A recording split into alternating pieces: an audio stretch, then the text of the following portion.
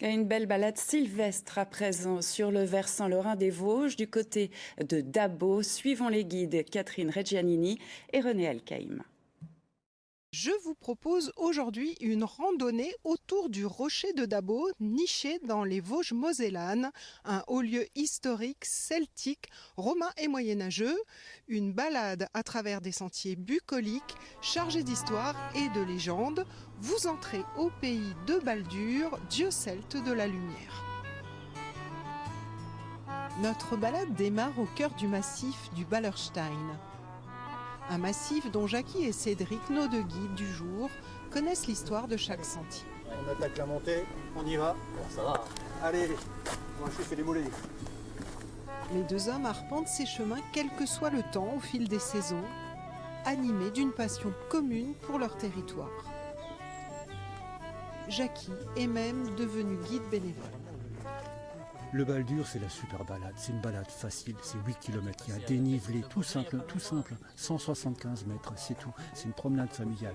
On peut le faire le matin, ensuite on peut aller manger quelque part dans une auberge du village, et ensuite l'après-midi on peut embrayer sur une autre marche. Et ensuite il y a la diversité des lieux. Donc il y a des forêts d'hêtres, forêts de feuillus, forêts de houx, forêts de conifères. Et c'est les endroits, d'autres endroits, des rochers qui sont chargés de légendes aussi.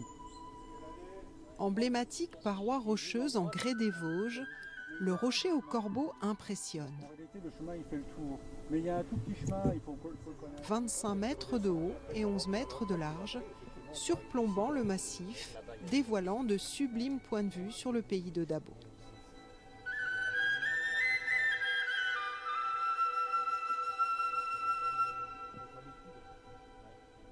On arrive sur le circuit du Baldur. Regarde, on y est. Ouais. Qu'est-ce Et, qu'il là, fait bon, hein. et là, on va au Gasterfeld. Voilà, Ouais. ok. Vas-y, Ouais, je te laisse allez. suivre. Sur les traces du dieu Baldur, à mi-parcours de la randonnée, à peine un pied sur le sentier, on plonge dans une atmosphère de sous-bois mystérieux, parsemé de blocs titanesques échoués là depuis des millénaires. Dans ce parcours, il y a vraiment le condensé de tout ce qu'on retrouve dans les Vosges moyennes, dans le secteur de Dabo.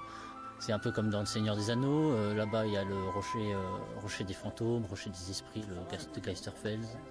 Et oui, c'est un peu ça rappelle un peu toute la mythologie lamanne. Il y a l'histoire aussi du Moyen-Âge. On peut le voir à travers les constructions de Dabo.